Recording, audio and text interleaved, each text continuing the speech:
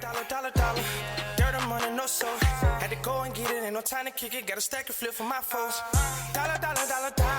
Please tell me you can hear me. Don't turn your back and don't neglect me. Just let me know if you need me. Dollar. Let me watch out for my partners. Keep my money long, get my team strong. Let me run away from my problems. Yo, what's good, original crew, man? We're back. New Nick Crowley. Well, not new.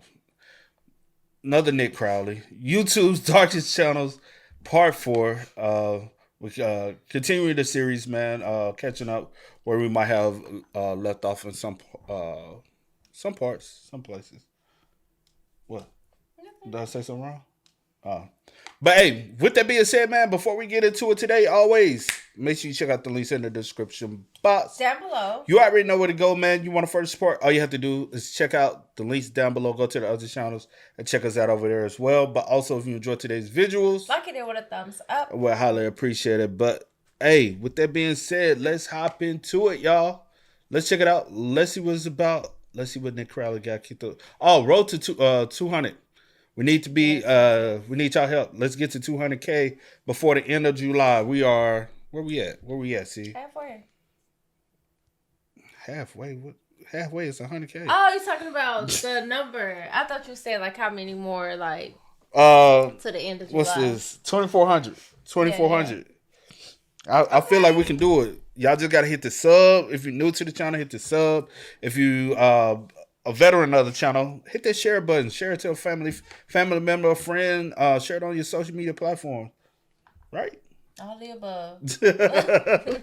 But let's go, man. Let's get into it.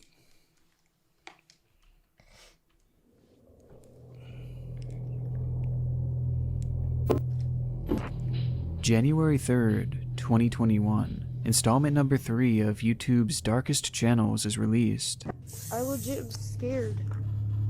The episode showcased multiple disturbing accounts, with one in particular being Leather Smoke Me, an account run by a man who, along with his fans, fetishized his own deterioration and subsequent death due to smoking.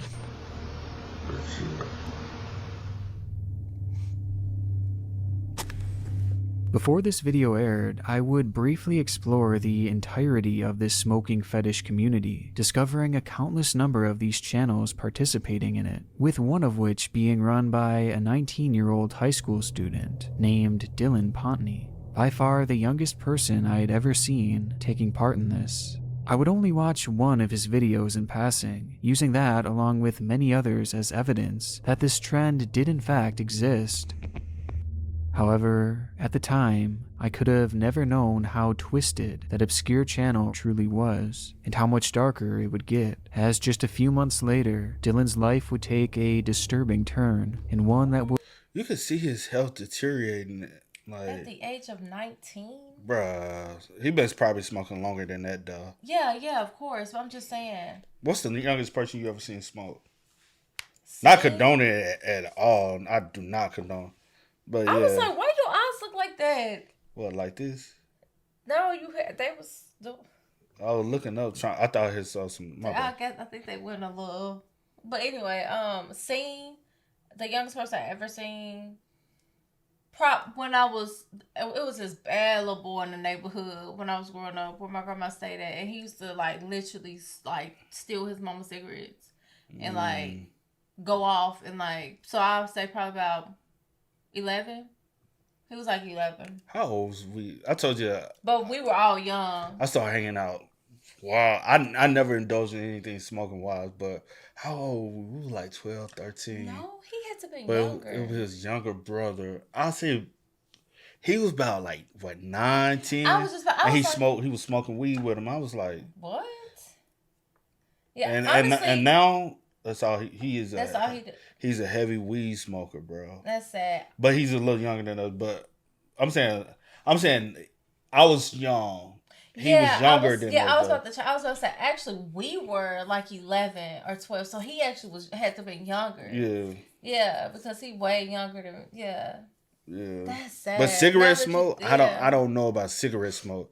But seeing people smoke weed, I was like, what grade was I in? 7th grade?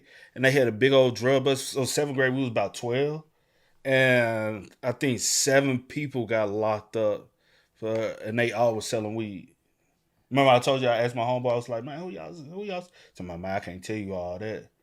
And I'm like, bro, we like 12, 13 years That's old, bro. crazy. You out here trapping? They all like That's sad. selling, you know what I'm saying? But yeah, it was like 7 dudes got locked up for selling weed, junior high. Would forever immortalize his channel as one of YouTube's darkest.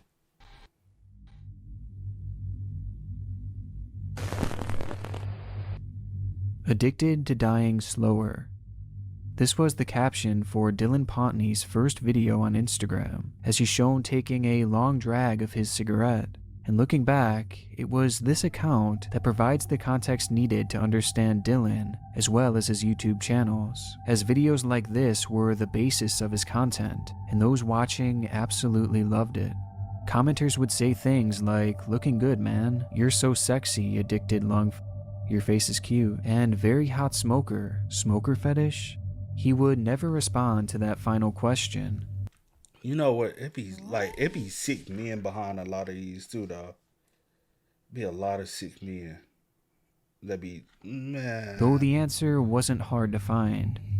Dylan would post these videos shirtless, while acknowledging and thanking the fans who were leaving sexual comments, even mentioning a potential start of an OnlyFans account. He knew what he was doing, and his account was a fetish page through and through, but not in the way that you would typically expect. Dylan clearly loved smoking, but more specifically the dark side effects that came with it, as he would hashtag things like cancer and as well as even stating outright that he thought cancer was good. And he was being serious too, as he'd even take pictures of the warning labels on cigarette packages, which featured photos of withering and dying individuals, as they were designed to scare people away. But rather than deterring him, Dylan would openly say how much he loved the sight of them, as it showed what could happen to him someday, an idea that Dylan absolutely loved.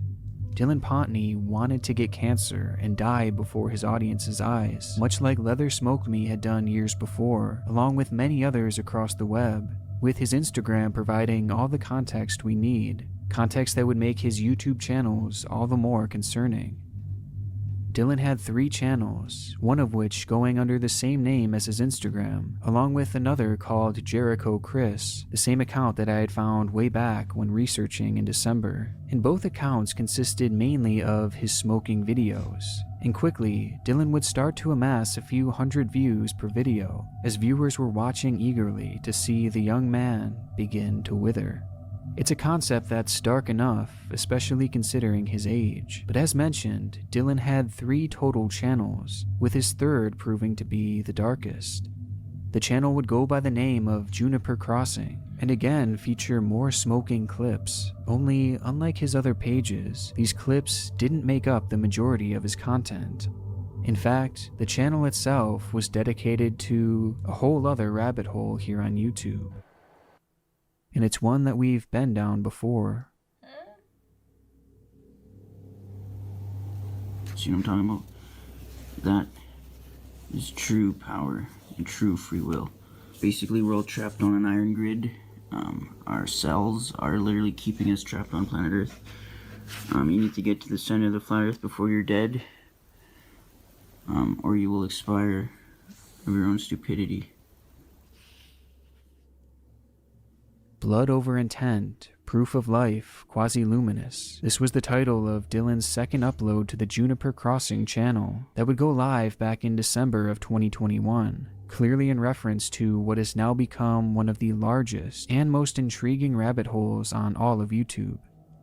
We explored the mystery way back in the day, the Cult of Saturn. It's a group that believes an apocalyptic event is imminent, and the only way to survive is to put your name in Satan's Book of Life, a book reserved for the first 144,000 people who partake in a ritual known as Blood Over Intent. For the ritual, you write your intentions down on a sheet of paper and then spill your blood over it, which supposedly manifests your intentions, as well as puts your name in the Book of Life, essentially securing your salvation. But in order for it to fully work, you must record the ritual and post it here on YouTube. It's one of the first big rabbit holes that we explored on the channel, and it was uncovered that the man behind the whole movement is named Mark Braun, or as he goes by on YouTube, Quasi-Luminous, which Dylan references in the title of his video. Mark believes that he is Satan himself, and the followers of this movement believe the same, despite the fact that in reality he's just a genuinely disturbed guy. Now, fellow YouTuber Blame It on Jorge has, in my opinion, the best breakdown of this mystery, so I recommend watching his video on it for further details. But all in all, it's an incredibly twisted community. Something that became even more apparent to me, as every now and then I still receive bizarre threats from certain members of the group, despite having posted that video over a year ago. Nicholas Irwood, Nicholas Irwood, Nicholas Irwood. You were in the pocket of fog, have you seen it? Nicholas Irwood.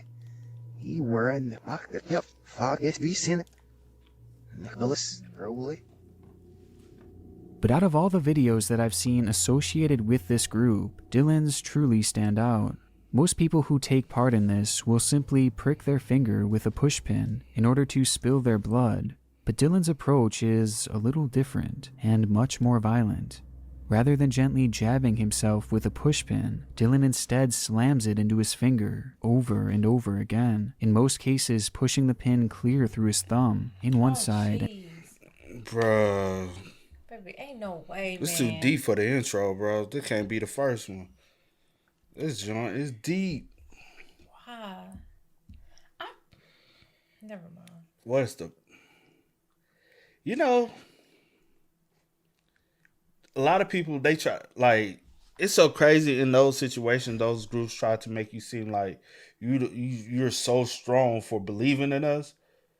In reality, they're like, you're so weak that you're willing to believe us. So, because they prey on the weak and make them feel as though they're stronger than others. Others, because the non-believers. You're stronger than the non-believers, but actually you're weaker than the non-believers because you're weak enough for me to be able to manipulate your mind. For you to follow me and my teachings and whatever y'all got going on. Bro, it's so crazy. Like, literally. Like, to the point you harming. Like, what are we doing? So, I grew up I grew up going to school with this chick that we found out she's a part of one. Remember? Yeah. And she changed her name. Like, she has a child. I don't know if she has a son. Mm-hmm. But I don't know. I would never seen her. You know what I'm saying with the child. Yeah, but it's a guy. He's on YouTube. He's real big. Well, not real big, but it's weird. But he has this following of nothing but women. They all changed their name. They say he is their father. He's the second coming. It's the weirdest. And you look at him, you like, what? Like, and then so finding out, oh girl, she was making videos, praising him, telling people like they were worshiping him. And she knows the girl as well. Yeah, I know. I went to college with her. He went to high school with her. No, I grew up. Oh, well, you grew up with her. Yeah. And I went to college with her. And I was, because after I said, yo, that's cool. We was like, what? I was like, she was like, yeah, I know. I was like, whoa. And it's like, that is. And I never can remember his name. I can. Oh, you It start with a J. The last name start with an H. Oh, okay. You ain't gotta say it, but okay. His first name is my cousin's first name. My cousin that is not here, the one that was in the military, was no longer in the military. Oh, okay. And his last name. I thought it started with a. Okay. And out the other. And though I can't fully show you an example of this, you can understand the force he's using just by listening. Ah! I had to turn it down. I can't. Is it over? Okay. There's a real darkness to this Juniper Crossing channel, as it's essentially the combination of two YouTube mysteries we've covered in the past, both of which being incredibly concerning in their own right. I mean, this is a channel run by a kid who wants to get cancer and die, while at the same time immersing himself into one of YouTube's darkest cults.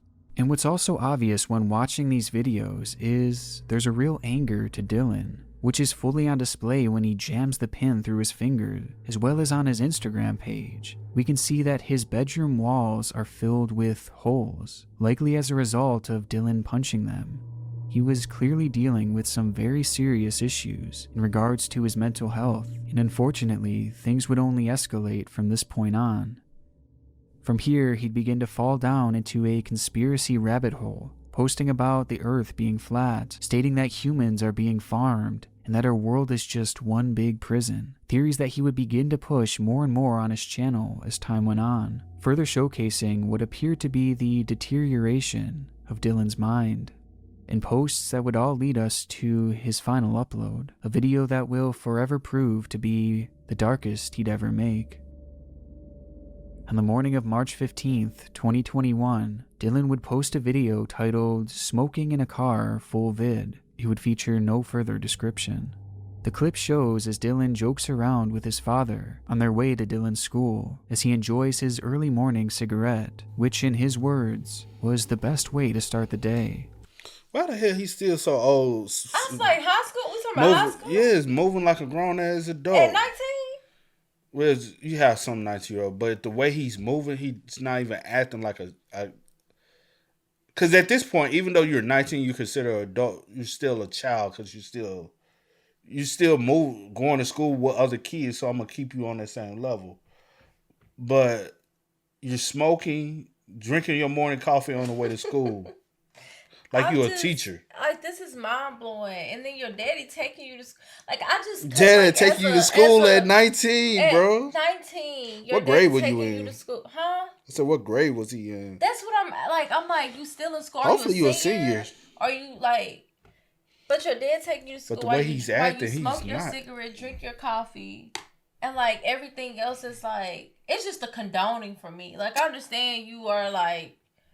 But you're not old enough to buy. What? How old you have to be to buy? Oh, 18. I've never bought. 18. Okay.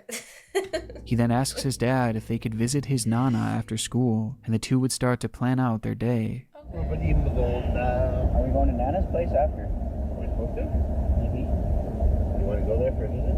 Yeah. Dylan then finishes his cigarette before shutting off the camera. He would never post again. Not just on his YouTube account, but on his Instagram as well. In fact, no social media belonging to Dylan would ever be updated from this moment on. The video would go live as soon as Dylan would get dropped off at school, and from there he would start his day as usual. That morning he would sit in his classroom at Christ the King High School, the same way he would do any other school day, only today was different. For reasons unknown, at roughly 9:30 a.m., Dylan would stand up from his chair before pulling a knife out of his backpack, right in the middle of class. He would then proceed to turn to the girl sitting next to him. Before anyone could realize what was happening, Dylan would stab 17-year-old Jennifer Winkler and quickly leave the classroom and the school itself. It happened too quickly to react, and in an instant, Jennifer would be fatally injured, later passing away in the hospital before her father could say goodbye. Dylan would attempt to run, but would only make it to a nearby neighborhood before being caught and arrested for murder. Just barely a few hours ago, Dylan was sitting with his dad planning out his day, and there was no sort of indication in this final video that just moments later he would take a life in cold blood. And even more shocking of all, according to the victim's father, there was seemingly no bad blood between the two. As a matter of fact, they were at one point neighbors. You know what it is? Cause he's so, they be talking about this sacrifice.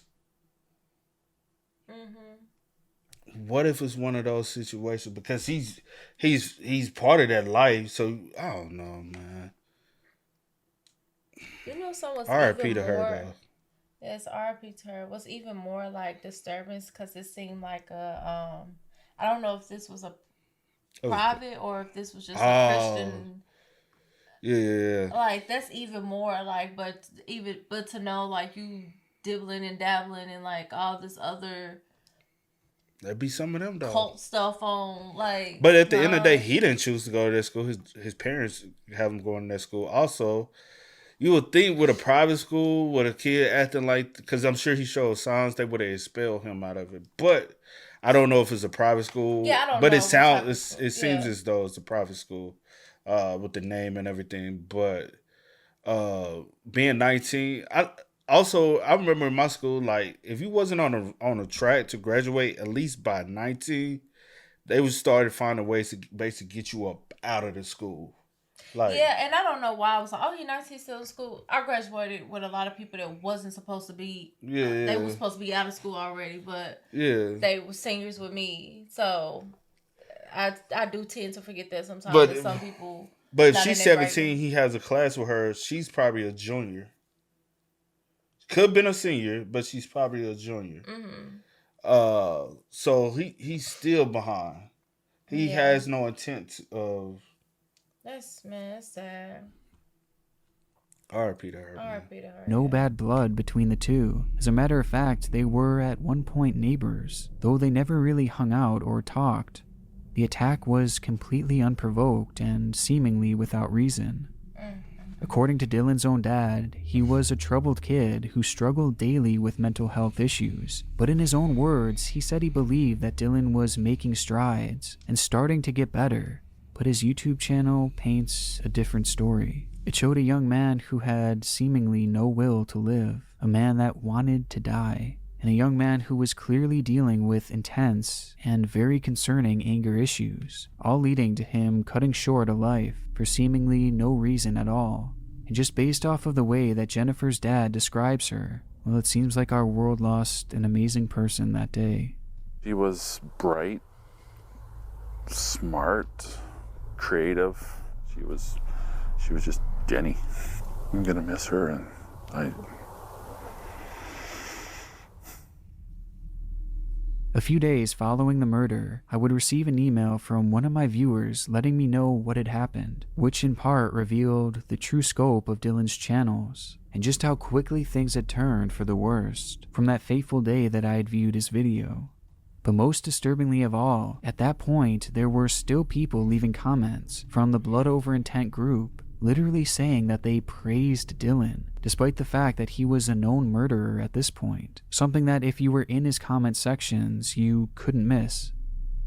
The Juniper Crossing channel stands today as a dark look into the mind of a truly disturbed individual, someone who dedicated his life to a satanic cult, someone who wanted the world to see him slowly die on his channel, and someone who would mercilessly kill not even 2 hours after posting his final video. And unfortunately, the signs were there all along. But this isn't always the norm. That's sad, man. RIP to her, bro. She did not deserve that at all. R.I.P. to Jenny. But I really feel like he because he's wanting to be a part of this group of people, that they probably also have not only you need to do harm yourself, but harm someone else. You know? Oh, excuse me. Or he was just like mentally so deep into it, Yeah. and like in his head and whatever his thoughts and stuff like that. About taking her out, that push him closer. And if it was facts, and if it was already known, like your father already knew that you had, like, you know, mental issues and stuff going on. But his dad said he was getting better, or did you just like did he mask the signs? Yeah. Or were you not truly paying attention? Yeah. Because a lot of times parents be like, it's documenting everything. It don't seem like you paying that much attention that to things him. are getting better. Like Yeah. this, like everything is there. So, that's sad. long. But this isn't always the norm. In fact, typically just the opposite rings true, as people will hide behind their YouTube I've seen him before. personalities, leaving behind no indication of the true evil that they possess. And in the case of Cadence Pinder, this rings especially true. It was a channel that began back in 2014, though remnants of that time have long since been removed, as both Cadence and her channel would go through a massive change in 2017. That year, Cadence would transition genders from male to female, having undergone surgery and procedures to become the person that she always felt she was. It was an isolating time for her, and rather than going through the struggles alone, she would instead decide to dedicate her channel to this journey. With that, the page was completely wiped, and Cadence would start from scratch, bringing her viewers into her life and her experiences as a transgender woman. A move that would immediately pay off. Her channel began to grow, amassing a few thousand subscribers, and her videos would gain hundreds of thousands of views in just 1 year of posting. And following this trajectory, her numbers were poised to continue growing. But this change in content wasn't just paying off in terms of numbers. Over that time, her comment sections would be filled with positive messages from people who had been genuinely helped by Cadence as they too were transitioning and dealing with similar struggles of their own. Cadence's content was quite literally making people feel less lonely at a time in their lives that can be notoriously isolating. And though her following was far from huge, the impact that she was making on the world and in the lives of her viewers certainly was. And one could imagine that a few more successful years of posting, and who knows, maybe Cadence could have truly made a living off of YouTube. This is just something that we'll never know, as instead, by the beginning of 2018, her posting would slow to a halt, leaving the channel to go dormant to this day. Now, typically throughout the series, when a channel abruptly stops posting, it's normally a sign that something tragic had happened. But in this case, the circumstances were a bit different, as Cadence would actually continue updating her other social media profiles, even after abandoning the channel. There, she would post about how burnt out she had become and the lack of motivation that she possessed for making videos. And it seems she would never get this motivation back, as despite the hot start, the channel was still a long ways away from paying her bills, and being in her mid-20s at the time, she needed to find a reliable income elsewhere, and it was around this time that she would receive the perfect offer. At the time, Cadence was dating her longtime boyfriend Marcus Strable, whose mother owned a daycare service that she ran from home. And looking to expand, his mother would offer the couple a job in which they could operate their own daycare service right from their home. For the couple, the opportunity was a no-brainer, as they both loved kids, and the job would allow them to work even without leaving their home. And by 2018, Cadence would leave YouTube behind to pursue this new venture full-time. A move that at first proved to be the right decision, as she enjoyed her career and could now financially sustain herself. But very quickly, things would take a turn for the worst. Not long into the daycare's operation, the Division of Child and Family Services would quietly launch an investigation into the daycare, and more specifically, into Cadence Pinder. The exact details of this event are still to this day unknown, but we do know why they were alerted in the first place, with the reason being that Cadence had been accused of performing a hands-on sexual offense to a child, something that supposedly happened when she was watching the children within her own home. It's a horrifying statement to read, but ultimately it proved to be short-lived, as the case was quickly dropped, essentially declaring Cadence as innocent, allowing her to continue her job as an at-home daycare worker. And subsequently, the information within the case would never be released, not even to the parents who were trusting this service. But either way, Cadence was technically found innocent, so perhaps it's unnecessary to even mention this. Well, maybe it would be, if not for the fact that during the same time, something else very dark was brewing behind the scenes. On December 2nd of 2019, the FBI would receive a tip that would come right from Google, who would notify them of suspicious activity coming from the account of Cadence Pinder. And it wouldn't stop there, as just a week later, the FBI would yet again be notified, this time of even more suspicious activity that Google had noticed from that same account, with both alerts claiming that Cadence may have uploaded suspicious content to her account. with the content in question being CP. These tips would lead to the FBI opening an official investigation into Cadence along with her boyfriend, as the two had shared the account, though for a while nothing would come of it. In fact, it wouldn't be until November of 2020, nearly a full year later, that the FBI would visit the household of Cadence and Marcus. Once there, Cadence would claim that she had in fact seen CP just once or twice while scrolling around Tumblr, but that... How you just... That's... Have you ever been on Tumblr before? I never had. No, I don't know. I've been on Back in the Tumblr day. like back in the day.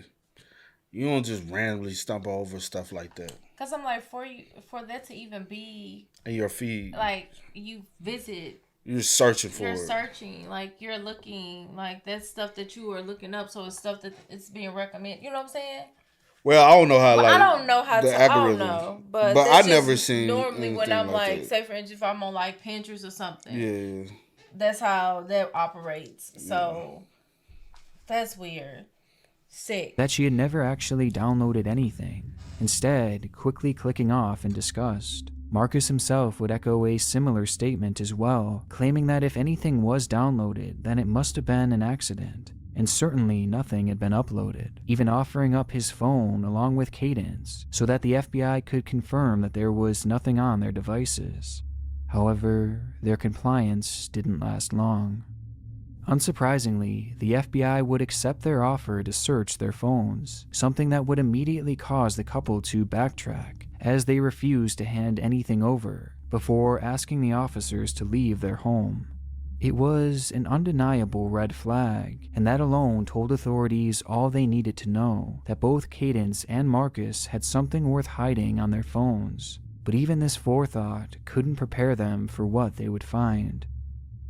After obtaining a warrant to search the phones of the couple, it would be revealed that the alert had in fact been correct, and Cadence's phone did hold multiple photos containing CP. But somehow, it was even worse than you would imagine.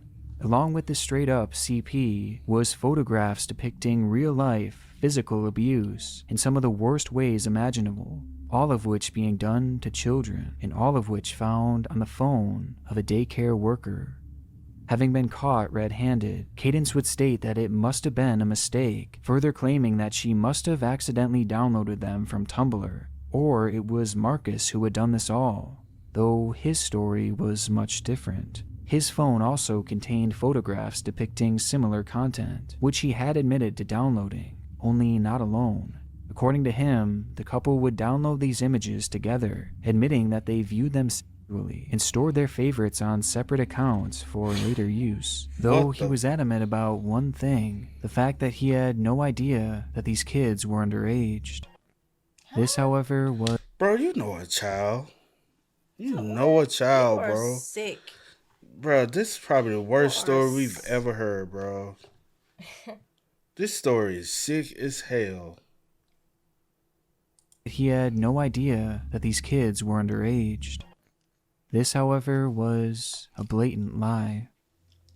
Upon reviewing the images, the FBI would conclude that the photographs could not have been mistaken for adults, as they didn't show teenagers or even preteens for that matter. Instead, the photos were of children as young as 3 years old, the same age as the kids that the two were watching over, alone within their home. And though the FBI had only received 2 alerts, the true scope was far worse than just a few photographs, as Cadence Pinder, the once budding YouTuber, had 125 pictures depicting CP all within her phone, far more than her boyfriend Marcus. The discovery has led to Cadence being charged with 15 counts of sexual exploitation of a minor, with Marcus being charged with 10 counts of the same.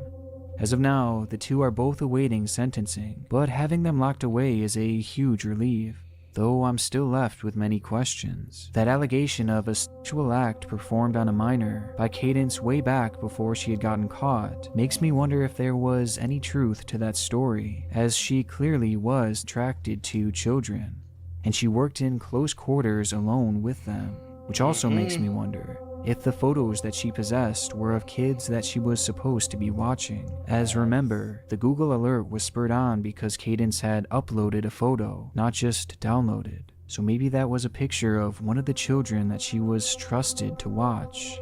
But this is something that to this day hasn't been confirmed, and as of now it's believed that at the very least, the majority of pictures that she had on her device were pulled right from Tumblr, which makes one of her final tweets all the more disturbing, as she says, "Wait, you can't upload to Tumblr anymore? I thought that's the only reason people even use Tumblr. Look at me learning something new every day."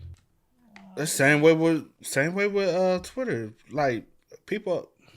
That is sickening. But on Tumblr, I never seen stuff like that. Like, when I did go on there a couple times back in the day, I never seen anything like that. So, where laying up... That's weird, bro. Cadence Pinder was, is, and will always be a disturbed individual. And scary enough, she had found herself in the perfect profession to objectify young children behind closed doors, a job that she was allowed to continue after one allegation, and nearly a year after Google had told the FBI that she had uploaded CP. And who knows what kind of sick things transpired within her home. But though the job she had found herself in was the perfect storm for a sick individual like Cadence, the profession that she had sought out initially wasn't much better, as she had actively tried for over a year to become a famous YouTuber, something that, had it happened, would have surrounded her with thousands of kids who looked up to her and would do anything for her. I mean, we see it every day, vile people using their status here to lure in kids. And as crazy as it may seem, I have to wonder if that was a motivating factor for her starting to make content in the first place. Before I'm so disturbed. Ain't no telling, like, what was her real motive. You never know. When you have sick individuals, mentally sick individuals, you really don't know what they intend. You know what the intents are. I don't know telling, man. You really have to be careful who you leave your kids with, who you allow around They your tried to kids. lie about it, talking about something. It was Marcus. Oh yeah, like I'm not doing it. Probably Marcus. No, both of y'all. Both, like, Both. you know how sick you gotta be for both. A child. And he didn't even have children. as much as she. Man. That is. Come on now. No. And he said, And you know, Nick said go he's ahead. still going to court as of when he dropped the video, right? Yeah. What was the name? Yeah. Cadence. But what was the government name? Because it'd be listed on the government name. And Well, I did see a video say I legally changed my name. When he was scrolling through the videos, it said I legally changed or something. So I don't know if Cadence is the actual. for her starting to make content in the first place. Before our next creator, he never tried to hide the fact that he had a much darker career outside of YouTube. In fact, he practically put it on display for the world to see. Have we seen him before? I haven't personally. I have. The channel takes us to the Mexican state of Jalisco, the hometown of an up-and-coming rapper known as QBA. His real name was Christian Omar Palma Gutierrez, but most called him by his stage name, as his YouTube channel would go by QBA Official. And it was on this channel where he would begin to make a name for himself. Starting back in 2015, the young rapper would lean on the site to promote his music and share it across the world. And that's exactly what would happen. At the moment, he has songs across the site with over 10 million views, and on his own channel, he has multiple music videos that have amassed anywhere from 2 to 5 million views apiece. In Mexico, he was a full-blown star, as he'd rap about violence, gang activities, and drugs, something not too uncommon in that era of Mexican hip-hop. Though with these dark lyrics came a problem. YouTube would not monetize QBA's music, meaning that though he was getting millions of views, it said that at his peak, QBA was only making a mere $300 a month, nowhere near enough to bank on full-time. Making matters more difficult, the young rapper had recently gotten married and had a child, and with the wage he was making on YouTube, he knew that he would have to take on another job to help his family financially. So in 2018, he would begin a side gig as a car mechanic, working for around $80 to $100 a week. But as QBA struggled to pay his bills, a scandal had broken out in that same area where he lived. In February of 2018, 3 university students had gone out to film a school project, with a group settling on a somewhat remote region of Jalisco, QBA's home state. It was a trip that they would never return from, as they vanished into the night.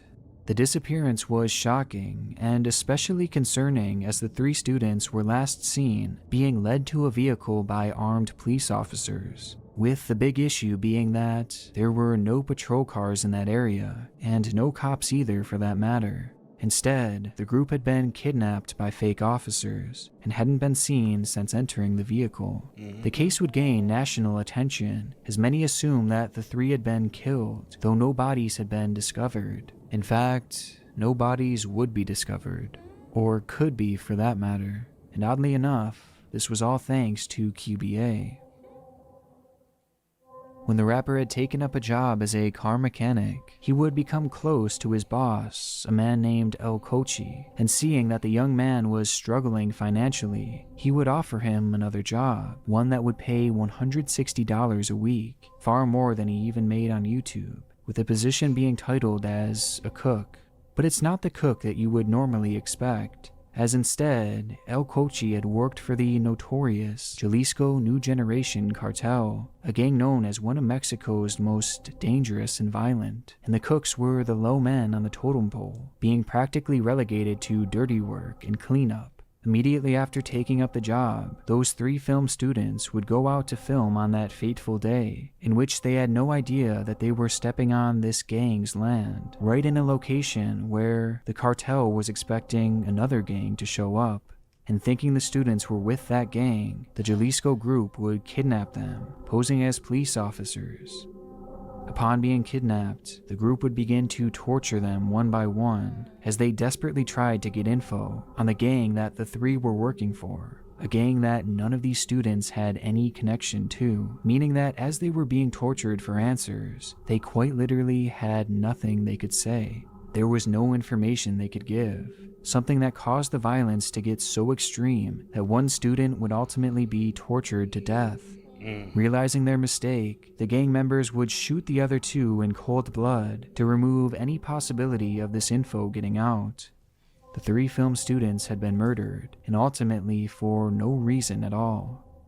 It was at this moment that the gang would call upon QBA, the fresh new cook. He would be tasked with cleaning up the bodies of the 3 students in a way that would assure that they could never be found. So he one by one placed the bodies in large barrels and proceeded to fill them with acid. The acid would break down the chunks of flesh into a soup-like consistency, turning the kids into a substance that was completely unrecognizable to what they once were, before pouring the human soup down a storm drain, being rinsed away and never to be seen again. That's sick. It's sick, man. But I remember this dude, like, I want to say in college I had came across him. I remember that when the college students went missing. You don't remember any of that? Yeah. I remember this whole situation. Following the completion of the job, QBA would continue rapping and posting his music onto YouTube, with these works being especially dark as he rapped about living life as a gang member. But before long, the channel would go silent, having had no uploads since, with the main reason being that QBA had been arrested.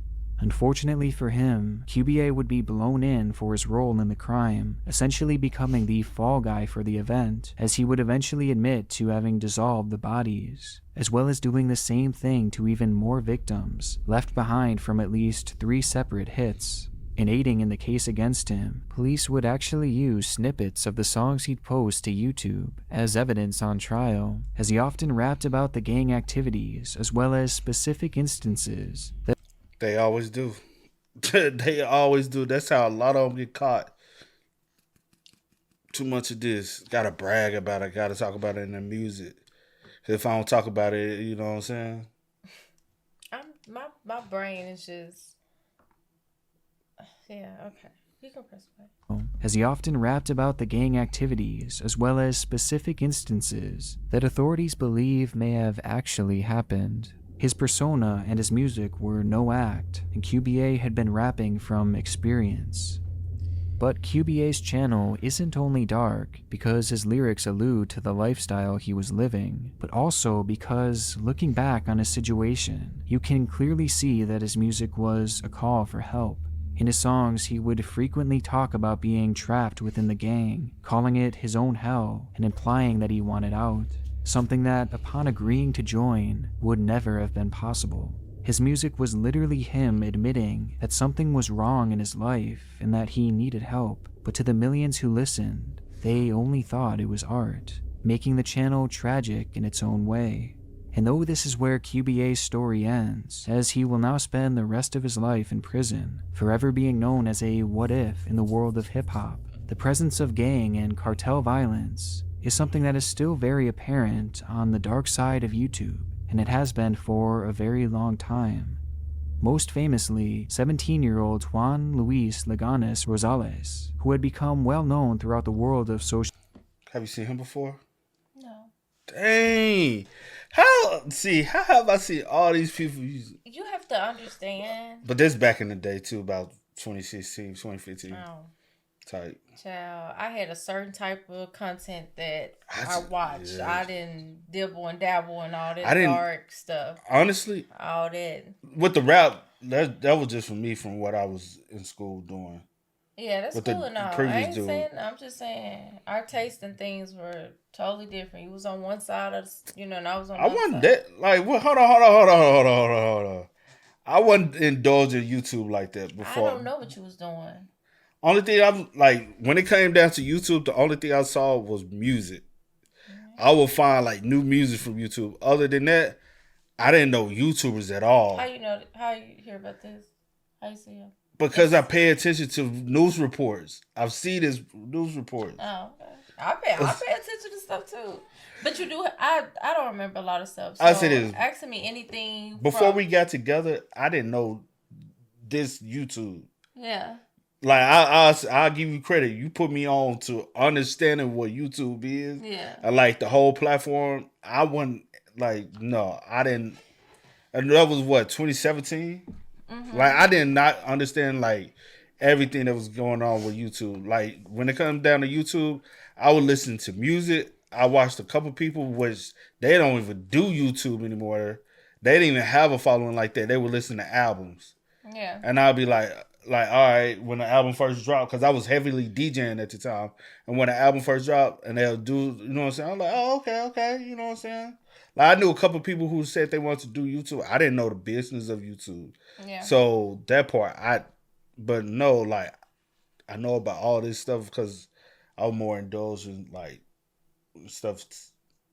Right, that's all I'm saying. That's it. You were happy with me saying that you put me up. No, I don't care about that type of stuff. You know me better than that. Don't.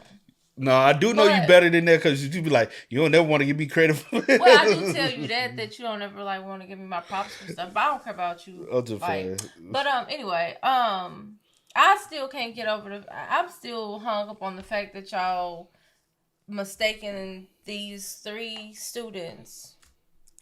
I'll say this. My thing is, if you don't even know who your enemy is, baby, something wrong.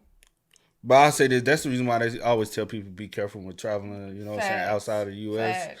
Especially going to these areas like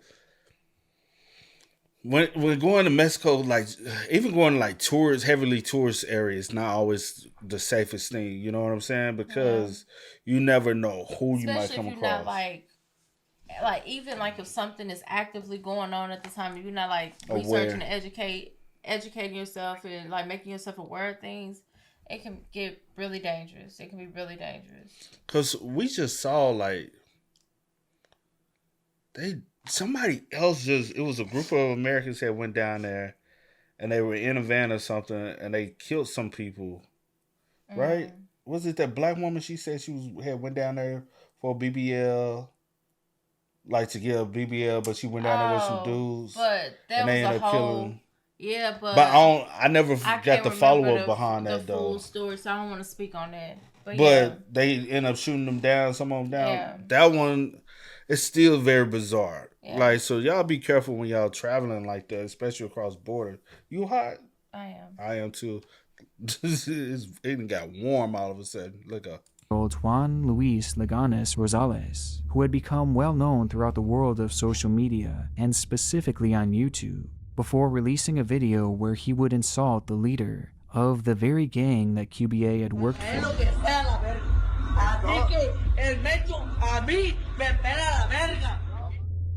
A move that didn't sit well.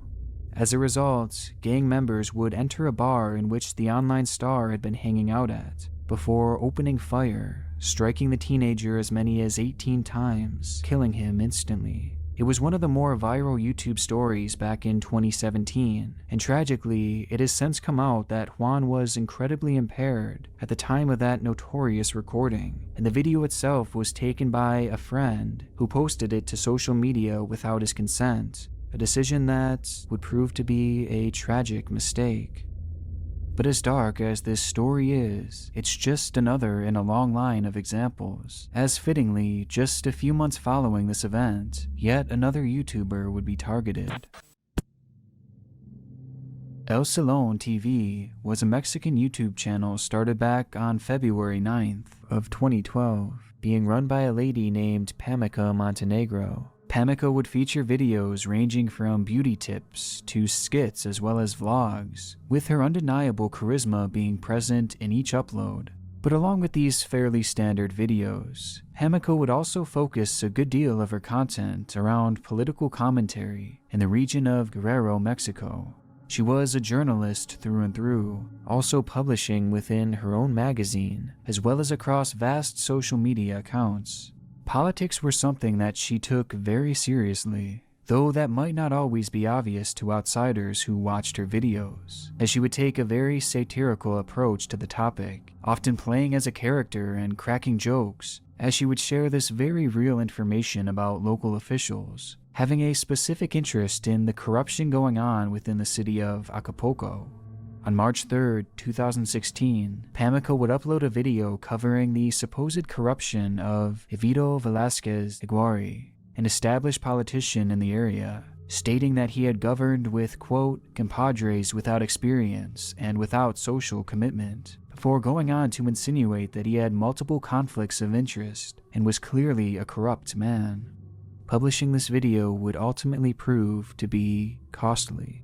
According to Pamica's husband, Samuel Munizori, immediately following its upload, his wife was met with a wave of harassment and death threats. A surprising reaction considering that Pamica had such a small following at the time, to this day having only garnered 2,000 subscribers, with the video itself having only 11,000 views. A number that's been heavily inflated in recent years, likely having only a few hundred at the time of the threats. Yet the harassment for even talking about the politician, even if no one was listening, was very real, leading her husband to state that whatever may happen to him and Pamica, it will likely be at the hands of Evito Velázquez. But truthfully, Pamica had made more enemies than just him. She had immense knowledge of the gangs that frequented that area, as well as a platform that she would often discuss the activities of these very groups, leading the rumor to be spread that she was releasing secret information about the gangs throughout her channel and her social media pages, something that obviously wasn't taken kindly to. And unfortunately, well, we know where this is headed. That's what I was finna say. She had to know that this was a dangerous game she was playing. Yeah, most definitely. Like, you from the, like, say for instance, if they, oh, you can go. No, I was just going to say, especially when, like, you're talking about, like, people and, like, them being corrupt. So, you know, like, what they're capable of. You're talking about gang activity and knowing this stuff. You know what they're capable of. If they're not sparing, like their peers, they're definitely not going to, like, you know what I'm saying? So you already know that you are, like, entering into dangerous territory, like, speaking on things like that. And I wonder, like, what was the true motivation for? Were you trying to let people be aware? Were you taking a stand against it? Like, what was your like thought process behind the reason for doing it? Yeah, well, that's what I took from it, that she was like serious about like spreading, like letting people know, or like even with the politics, letting people know what's going on, just in case you're not aware. But in countries like that, like Yeah. you do know, like you're not only burning the bad bridge with the cartels and all them, the drug people, you bad business with the local police. They get paid off. Mm-hmm. The politicians, they're getting paid off. Like you have so many the governing body, yeah, like you, if you telling on one, you telling on all of them, and that's a nah. Eventually, especially somebody's knowing gonna secrets. come. Yeah, but how would you know That's these why secrets? that's why I put quotations. How would you know these secrets Yeah. unless you know somebody who's involved? Like, What's your? I don't know, but it's regardless, we know where it's going. Yeah, which is It's kind of common sense in this culture. yeah. On February 5th, 2018, Pamika would be working at a restaurant that she had owned with her husband. There, her husband would send out a social media post inviting all their friends to come in for a visit.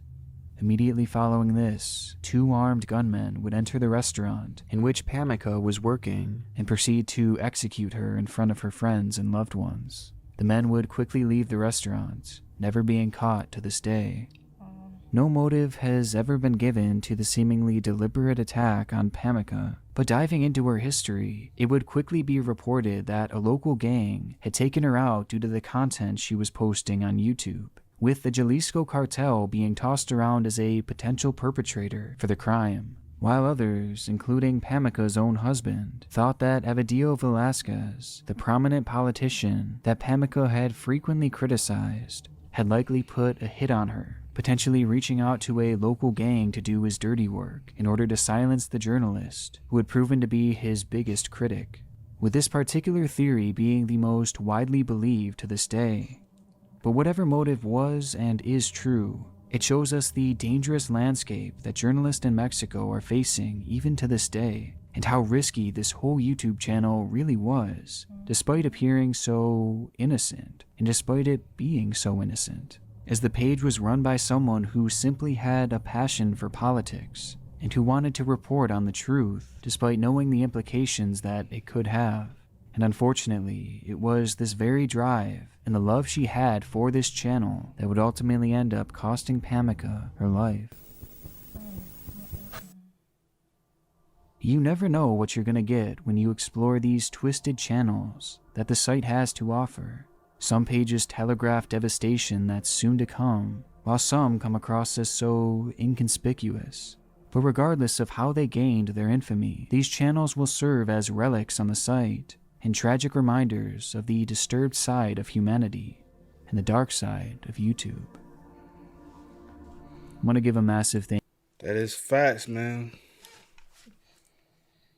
But I was thinking, I was like, but regardless, like with her, with Pamika's situation, and with her death and all of that, and someone has to speak up. Like, no matter where, like where you at, like there's journalists everywhere. Like there's a job for everyone. If that's what you're into, that's what you do. That that's what you study. Someone has to do it.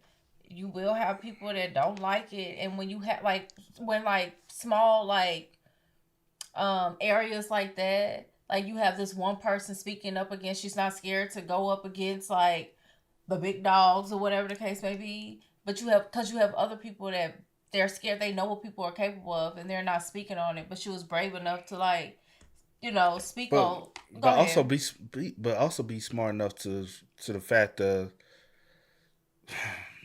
say certain things, but you don't have to say everything. You can, I guess, be a whistleblower to a point where you can still go home at night and be in a set with your family and be safe. Yeah, I do get that. Speaking on it regardless. Yeah, I just feel like no matter what you say, how you say it, because if you putting the truth out there, you saying what it is and letting people know and making people aware of things, regardless, they're not gonna like it. Like you make it like putting like this bad taste in people's mouth, like as far as like this reputation that they have or whatever the case may be. I don't feel like no way how you spin it is going to be good. Yeah. But she was brave enough to like still speak on things that she was passionate about, and unfortunately it cost her life. But It happens a lot though. yeah. Especially countries like that. It happens a lot. It's sad. But yeah. But hey man, y'all spam us up in the comments. Y'all let us know y'all thoughts and opinions. RP to all these fallen individuals whose life was taken way too short. That over senseless acts. Facts. So yeah. And those who probably won't, some of them never be saw. Yeah. But hey, let us know y'all thoughts and opinions down below. But until next time, y'all know how it go, man. I do go by the name DJ New Kid. This is. We are. We are. Go and get it, ain't no time to kick it. Got a stack and flip for my foes. Dollar, dollar, dollar, dollar.